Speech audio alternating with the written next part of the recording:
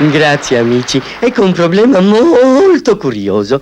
Quando eravamo in guerra con la tribù di Pecora Sanguinaria, stavo spiando la loro riserva. Ad un tratto, in lontananza, udii un leggero galoppo. Mi inchinai per calcolare a che distanza era il nemico. Mi accorsi che era tremendamente vicino. Arguito il pericolo, mi camuffai da cactus del deserto. Guarda che bella piantina.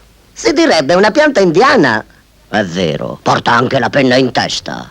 Che strano, una pianta con la penna. Aug. Una penna mi aveva tradito.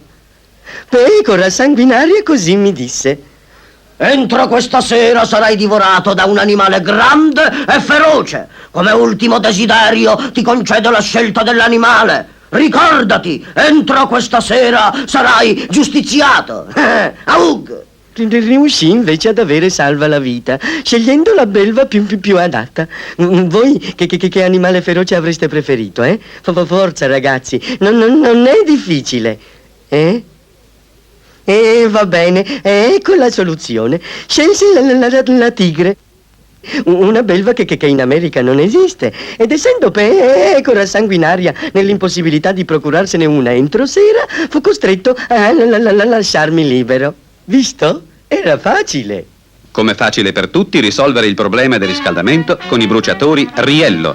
Silenziosi, pratici, sicuri, garantiscono un rendimento termico molto elevato e una notevole economia di esercizio. Inoltre una produzione di grande serie ha consentito alla Riello una decisa riduzione dei prezzi. Un esempio, Micio Deluxe a lire 148.000. Condizioni particolarmente favorevoli anche per la sostituzione del vostro vecchio bruciatore. E in più il servizio tecnico Riello è sempre a vostra disposizione. Aug! Riello!